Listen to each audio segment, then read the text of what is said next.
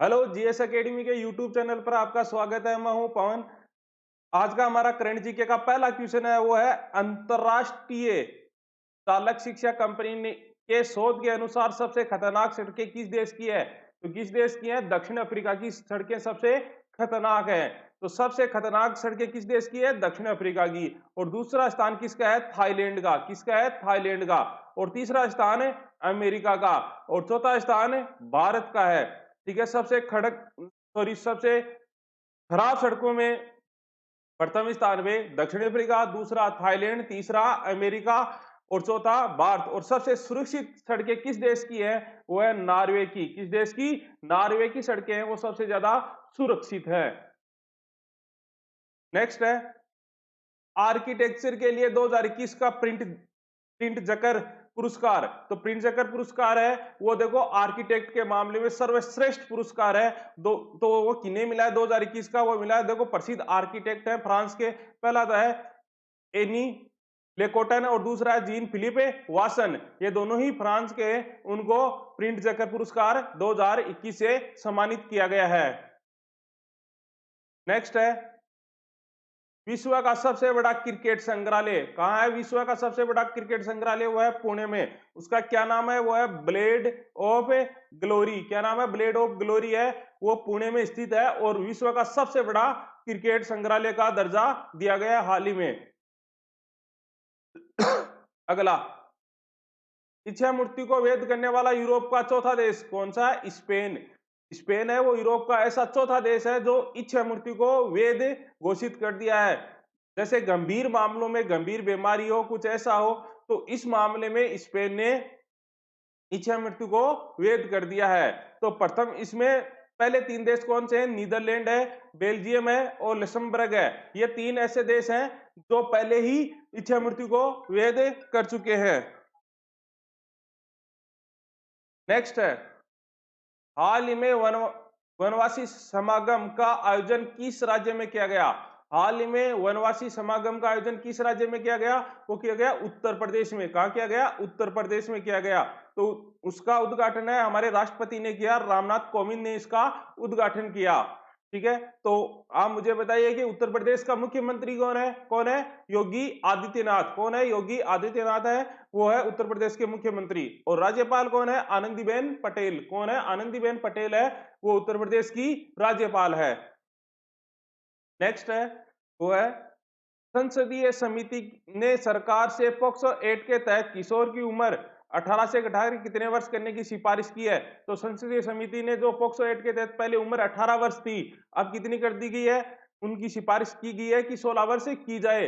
देखो किशोरों में जो यौन अपराध हैं वो बढ़ रहे हैं, उनको रोकने के लिए बनाया गया था पॉक्सो एक्ट। ठीक है। तो उसमें उम्र थी 18 वर्ष, अब घटाकर कितनी कर दी गई है? 16 वर्ष कर दी गई है। ठीक है। तो पोक्सो का फुल फॉर्म क्या है? Protection of children from sexual offence. ठीक है। इसकी फुल फॉर्म आपको एग्जाम में पूछ सकता है, तो इसकी फुल फॉर्म है वो है protection of children from sexual offence. Next है, वो है, विश्व वायु गुणवत्ता 2020 की रिपोर्ट के अनुसार विश्व का सबसे प्रदूषित राजधानी कौन सी है? वो है दिल्ली। विश्व की सबसे प्रदूषित राजधानी कौन सी है? वो है दिल्ली। और दूसरे स्थान पे कौन है? हमारे पड़ोसी देश की है, वो है बांग्लादेश की राजधानी ढाका। कौन सी है? बांग्लादेश की राजधानी ढाका है, वो दूसरे स्थान पे सबसे प्रदूषित है। और सबसे प्रदूषित देश कौन सा है? वो है पाकिस्तान। कौन सा है? पाकिस्तान है, वो विश्व का सबसे प्रदूषित देश है। तो तीसरे स्थान पे कौन सा है बताओ? तीसरे स्थान पे है भारत। भारत विश्व का तीसरा ऐसा देश है जो सबसे प्रदूषित है। ठीक है। और देखो विश्व की जो विश्व वायु गुणवत्ता रिपोर्ट आई थी उसमें 30 शहरों में से तो 22 शहर भारत के हैं जो सबसे ज्यादा प्रदूषित हैं। ठीक है ना। नेक्स्ट, नेक्स्ट है, जापान और ऑस्ट्रेलिया ने भूरे कोयले से किस गैस का उत्पादन शुरू किया है? तो किसका किया? हाइड्रोजन का। उन्होंने देखो भूरे कोयले में सबसे ज्यादा जलवाष्प होती है, तो उसको उच्च तापमान पे क्रिया करा के उन्होंने हाइड्रोजन गैस प्राप्त की है, और वो की है भूरे कोयले से। किन दो देशों ने? जापान और ऑस्ट्रेलिया ने मिलके। पिछला हमारा प्रश्न था वो था देखो, संयुक्त राष्ट्र विकास कार्यक्रम के तरफ से जारी मानव विकास सूचकांक में भारत कौन से स्थान पर पहुंच गया? तो कौन से पे पहुंच गया? 131वें स्थान पे पहुंच गया। और इसका सबसे पहले सही उत्तर दिया था, वो दिया था पूनम शर्मा ने। किसने दिया था? पूनम शर्मा ने इसका सही उत्तर दिया था। आज का हमारा प्रश्न है, बड़ा इंपॉर्टेंट है, ठीक है। सभी आप इसका कमेंट करके जरूर बताइएगा। आप तो कमेंट तो सभी कर रहे हो ना, बहुत अच्छे से कर रहे हो। मैथ के क्वेश्चन है, ठीक है। एग्जाम में फिर बोलोगे हमारे नंबर नहीं आए, ये नहीं आए, ठीक है। और आप ऐसा सोच रहे हो कि भला हो जाएगा किसी का, है ना, कमेंट करने से। इसके लिए तो आपका धन्यवाद, आप इतना अच्छा सोचते हो, ठीक है। भला तो किसका होने वाला वो आपको भी पता है, लेकिन छोड़ो उस बात को। देखो पहला है हमारा, वो है द क्रॉनिकल ऑफ फिलेंथ्रोपी की रिपोर्ट के मुताबिक वर्ष 2020 में दुनिया में सबसे ज्यादा दान किस व्यक्ति ने किया? ठीक है, कि 2020 में सबसे ज्यादा दान करने वाला व्यक्ति का आपको नाम बताना है। ठीक है, सबसे ज्यादा दान 2020 में किसने किया है? आज के हमारे प्रश्न है, ठीक है, बहुत ही इंपॉर्टेंट क्वेश्चन है। मैं आपको पहला क्वेश्चन बताता हूं बड़े प्यार से, ठीक है, तो आप ध्यान से समझना इस क्वेश्चन को, ठीक है। पहला हमारा वो है, नौ क्रमिक संख्याओं का औसत अक्स है। नौ क्रमिक संख्या है, उनका औसत कितना है? अक्स है। फिर बोल रहा है यदि इनमें दो अगली संख्या भी शामिल कर ली जाए तो नया औसत होगा। ये नया औसत होगा। देखो पहला तरीका था इसका कि मैं आपको बेसिक से बताऊं, ठीक है ना। तो बेसिक में ऐसा बताऊं कि पहली संख्या क्या हो सकती है? अक्स हो सकती है, ठीक। सॉरी, अक्स तो इनका औसत दिया, तो औसत हम अक्स नहीं मान सकते, इसको मान लेते हैं। पहली संख्या क्या हो सकती है? दूसरी क्या हो सकती है? फिर p प्लस एक, लगातार है तो फिर p प्लस दो, ऐसे चल रहा है। और 9 संख्या है तो ये कितनी आ गई? 10 8 तक आ गई। क्यों? यहाँ देखो 1 से यहाँ से स्टार्ट है, तो ये होगी टोटल कितनी संख्या? 9 संख्याएं होंगी। क्या होगी? 9 संख्या। ठीक है, समझ में आ रहा है? अब इनका औसत पूछा हमें, तो औसत निकालेंगे तो औसत बराबर योग बटा संख्या। तो देखो p कितने आ गए? 9 p आ गए ना, प्लस इनको देखो जोड़ लूंगा मैं, 1 प्लस 2 प्लस 8 तक, तो इनको जोड़ूंगा मैं, कितना आएगा? देखो इसका फॉर्मूला होता है लगातार संख्याओं का योग को जोड़ने का, वो फॉर्मूला होता है n इंटू n प्लस 1 2। संख्या 8 है, 8 एक 9, 9 8 72, 72 में 2 का भाग दूंगा मैं, 36। क्या आ गया? 36 का एवरेज निकालूंगा तो संख्या क्यों? औसत बराबर होता है योग बटे संख्या। ठीक है, तो इसको निकाल लूंगा मैं, कितना आएगा? 9 का भाग दूंगा, ये आ गया p प्लस 4। कितना आ गया हमारा? p plus 4। और औसत हमें दिया अक्स, तो अक्स का हमारा आ गया हमारे पास p प्लस 4। किसकी दिक्कत है? अब देखो आगे बोल रहा है कि अगर अगली दो संख्या भी शामिल कर ले, तो देखो योग पहले तो इतना था ही, ठीक है, कितना था? 9p प्लस 36, इतना था ना। अब दो संख्या और जोड़ लें तो 2p और बढ़ जाएंगे, तो कितने होंगे? 2p प्लस दो संख्याएं और बढ़ जाएंगी, तो 8 के बाद में क्या आएगा? 9, और उसके बाद में आएगा 10, ये बढ़ जाएगा, ठीक है ना। और बट्टे अब की बार कितना हो जाएगा? 11। तो ये कितना आ गया? 11p। कितना आ गया? 11p प्लस ये कितना आ गया? क्या आ गया? 19 36 55 बट्टे 11। तो अब कितना आ गया? इसका भाग दूंगा मैं, p प्लस 5 आ गया। कितना आ गया? p plus 5। पहले कितना था? p प्लस 4, अब कितना है? p plus 5। औसत कितना बड़ा? 1 बढ़ गया। तो अब कितना होगा? नया औसत हो जाएगा अक्स प्लस, कितना हो जाएगा? अक्स प्लस 1 हो जाएगा। समझ में आया? कोई दिक्कत किसी के? ठीक है। अब अगर किसी स्टूडेंट के ये समझ में नहीं आ रहा कि मैं इसको ऐसे ना करूं या और है, ठीक है, तो इसका मैं आपको देखो संख्या मान के भी हम कर सकते हैं, ठीक है ना। संख्या मान के कैसे? जैसे मैं आपको समझा दूं, तो मैंने मिटा दिया है। अब देखो दूसरा, दूसरा तरीका ये है कि आप उसको 1 2 3 मान लो। जैसे 1 है, 2 है, 3 है, 4 है, 5 है, 7 8 और 9, ये संख्याएं हैं, ठीक है ना। अब इनका औसत कितना हो सकता है? आप इनको जोड़ लो, कितना आएगा? 3 6 6 4 10 10 5 15 15 6 21 7 28, ठीक है, 28 8 36 36 9, कितना आ गया? ये आ गया 45। कितनी संख्या है? 9। 9 का भाग दूंगा तो एवरेज कितना है? 5 आ गया। कितना आ गया? 5 आ गया। अब अगर मैं इसमें अगली दो संख्याएं और जोड़ दूं, तो अगली दो संख्या जोड़ूं तो मैं देखो कितनी जोड़, अगली दो संख्या कौन सी होंगी? आप मुझे खुद बताओ कितनी होंगी। मैं कलर चेंज कर लेता हूं पेन का। कितनी होंगी वो संख्याएं? वो होगी, एक तो होगी 10 और 20 और जोड़ दो तो कितना हमारे पास? 45 है। जोड़ दूंगा मैं, कितना होगा? 6। कितना हो गया? योग 66। लेकिन संख्या कितनी होगी? 11। तो एवरेज कितना आ गया? 6। मतलब पहले कितना था? 5, अब कितना हो गया? 6। कितना बढ़ा? 1 बढ़ गया ना। कितना बढ़ गया? 1। मतलब पहले औसत कितना था हमारा? अक्स था, अब 1 बढ़ गया तो कितना हो गया? अक्स प्लस 1। ये मेरा समझ में आया? इससे कोई दिक्कत? अब देखो नेक्स्ट, ठीक है, ये भी अच्छा क्वेश्चन है, छोटा सा क्वेश्चन, लेकिन एग्जाम में बहुत बार पूछा जा चुका है क्वेश्चन है। ठीक है ना? तो आप ऐसे इसको हल्के में मत लेना, ठीक है ना? जो पढ़ने वाले हैं, जो नहीं पढ़ने वाले हैं, उनका तो हल्का या भारी है भी क्या, ठीक है ना? वो सिर्फ बातें करते हैं, बातों से कुछ नहीं होता, ठीक है ना? आने वाला रिजल्ट आपको दिखा देगा कि आप कितनी बातें कर रहे हो, क्या है, ठीक है ना? फिर रोओगे आप, तो समस्या खड़ी होगी, तो इससे अच्छा है कि आप पहले ही पढ़ लो, ठीक है? देखो, विभाजन के एक योगफल में विभाजक, इसको हम भाजक भी बोलते हैं कई बार, भागफल का कितना 12 गुना, तो भाजक है वो भागफल का 11 सॉरी 12 गुना है।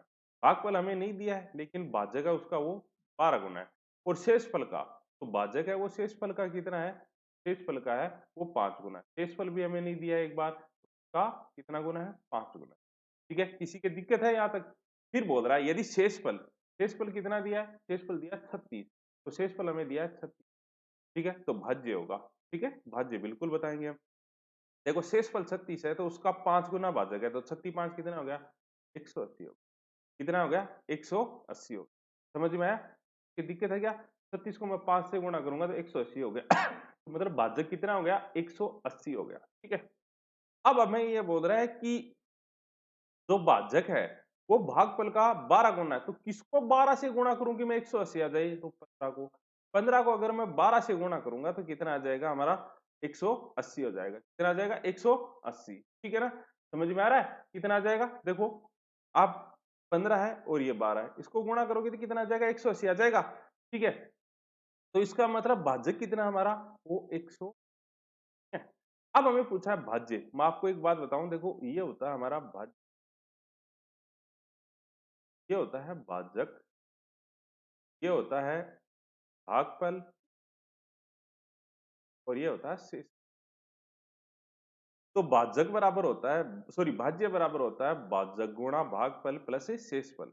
तो देखो भाजक, इसको तो मैं गुणा करूंगा और इनको जोड़ दूंगा तो क्या आ जाएगा हमारा, शेषफल आ जाएगा, ठीक है ना?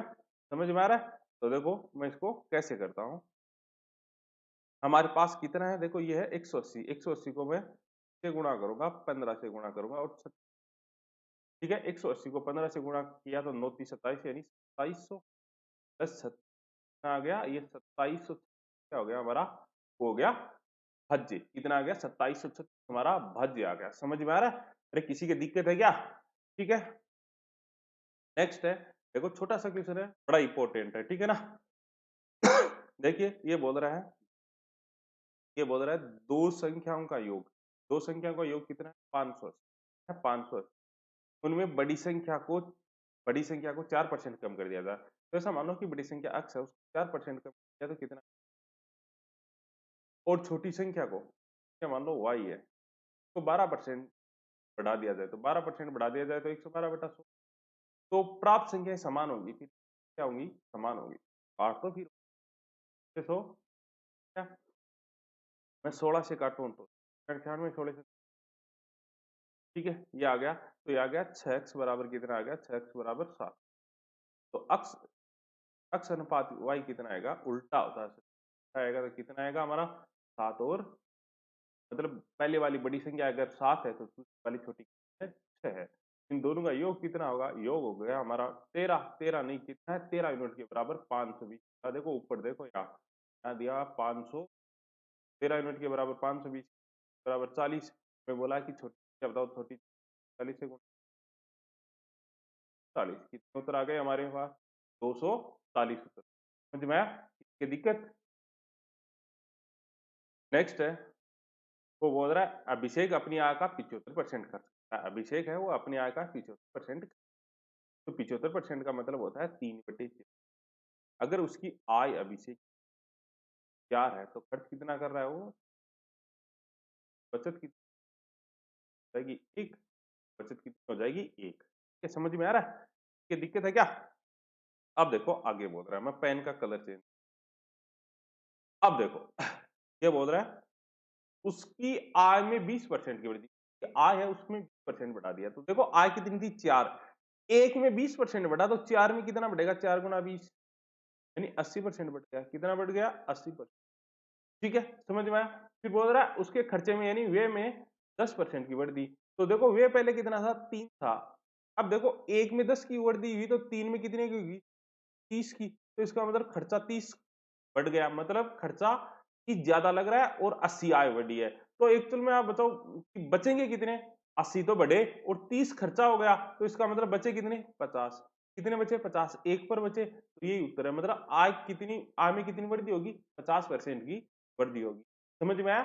ये दिक्कत, अगर यहाँ देखो एक दिया हुआ है, अगर यहाँ 2 देते तो हम 2 का भाग देते, यानी 25% आ जाता। परसेंट 1 का आता है सदैव। ठीक है? अब देखो आगे, ये भी अच्छा क्वेश्चन है, बड़ा अच्छा क्वेश्चन है। ये बोल रहा है कि दो संख्याओं का गुणनफल 2160 है। दो संख्या है, उनका गुणनफल कितना है? 2160 है। उनका महत्तम समापवर्ती 12 है। महत्तम समापवर्ती 12 मतलब दोनों 12 के मल्टीपल हैं। इसका मतलब ये हो गया ना 12 के मल्टीपल है। तो इस प्रकार के जोड़ों की संभावित संख्या बताओ। ठीक है ना? तो मैं एक ऐसा मानूं कि दो संख्या, एक तो 12x होगी और एक 12y होगी, दोनों के 12 मल्टीपल है। ठीक है? अब देखो इनका एलसीएम लो आप, कितना आ सकता है इसका एलसीएम? एलसीएम आएगा 12xy बराबर हमारा कितना दिया है? 2160 दिया। तो इसका मतलब मैं इसको भाग दे दूं। ठीक है, तो 12 का भाग दो मैं 2160 में, कितनी बार जाएगा? ये जाएगा देखो 12 एकम 12। ठीक है, कितने बच गए? ये बच गए 12 अंटी 180। तो इसका मतलब, मेरा कहने का मतलब 2160 बराबर कितना आ गया? 12 गुणा 180। एक टुकड़ा तो हो गया हमारा 12 गुणा 180। समझ में आया? कितना हो गया? 12 गुणा 180। ठीक है, लेकिन इसको मैं और टुकड़े करूं इसके, तो इसको मैं ऐसा लिख सकता हूँ 12 गुणा, इसको मैं अगर 3 का भाग दूं तो कितना आएगा? 60। 60 में भी अगर 3 का भाग दूं मैं तो आ गया 20 पे, अगर मैं 4 का भाग दूं तो कितना आ गया? गुना 5। ठीक है, देखो ये आ गया 20 या 60। 60 को मैं 3 से गुणा करूंगा 180 गुणा 12। ठीक है ना? अब हमें इसमें मल्टीपल में 12 और चाहिए। ठीक है, तो 12 चाहिए। देखो ये कितना है हमारा? ये भी 12 है ना? 12 को मैं 5 से गुणा करूंगा कितना आएगा? 60। तो इसमें भी 60 है और ये कितना आ गया? 36। तो एक टुकड़ा हो गया हमारा 36 गुणा 60। ठीक है, इसके अलावा गुणा के कोई टुकड़े नहीं हो सकते। तो हमारे कितने हो गए? इसमें 12 में मल्टीपल हो, ऐसा तो हो सकते हैं, जैसे ये हो गया 9 गुना कुछ हो गया। ठीक है ना? लेकिन आपको कितना चाहिए? दोनों में 12 चाहिए। देखो इसमें भी 12 मौजूद है, इसमें भी 12 मौजूद है, इसमें भी 12 मौजूद है और इसमें भी 12 मौजूद है। तो इसके कितने हो गए? एक तो ये हो गया, एक ये हो गया। कितने हो गए? ये हो गए दो संभावित जोड़े। कितने हो गए? दो। ये मेरे समझ में आया? इसकी दिक्कत। नेक्स्ट है हमारा, वो है देखो ये बोल रहा है 50% तथा 50% की क्रमिक छूटें कितने प्रतिशत के बराबर होगी, आपको बताना है। ठीक है ना? तो सबसे पहले बताएगा उसको इनाम भी मिलेगा। अगला है, वो बोल रहा है चीनी की कीमत में 20% की कमी हो जाने पर श्रीराम 320 रुपए में 5 kg चीनी अधिक खरीद सकता है। तो चीनी की मूल कीमत क्या है? मूल भाव आपको बताना है कि कितना है, आरंभिक मूल्य। ठीक है, अब देखो आगे। एक पंक्ति में 3 नल लगे हुए हैं। कितने नल लगे हुए हैं? 3। पहला और दूसरा नल उस टंकी को 6 घंटे में भर सकता है। कितने घंटे में भर सकता है? 6 में। दूसरा और तीसरा नल उसे 10 घंटे में, दूसरा और तीसरा उसे 10 घंटे में भर सकता है। पहला और तीसरा से 7.5 घंटे में भर सकते हैं। तो अकेला तीसरा नल उस टंकी को कितने घंटे में भर सकता है, आपको बताना है। ठीक है ना? कमेंट करके जरूर बताइएगा। अगला है, ये अच्छा क्वेश्चन है। ये बोल रहा है यदि 2x प्लस 3y अनुपात 3x प्लस 5y बराबर कितना? 18 अनुपात गुणित, तो x बटे y का मान आप ज्ञात करो। ठीक है, ये भी अच्छा क्वेश्चन है। अगला बोला है यदि x प्लस 1/y बराबर 1 तथा y प्लस 1/z बराबर 1 हो तो z प्लस 1/x का मान ज्ञात करो। ठीक है ना? ये भी अच्छा क्वेश्चन है, आप कमेंट करके जरूर बताइए और जितना हो सके उतना शॉर्ट करके बताइएगा। ठीक है, आज के लिए बस इतना ही। धन्यवाद।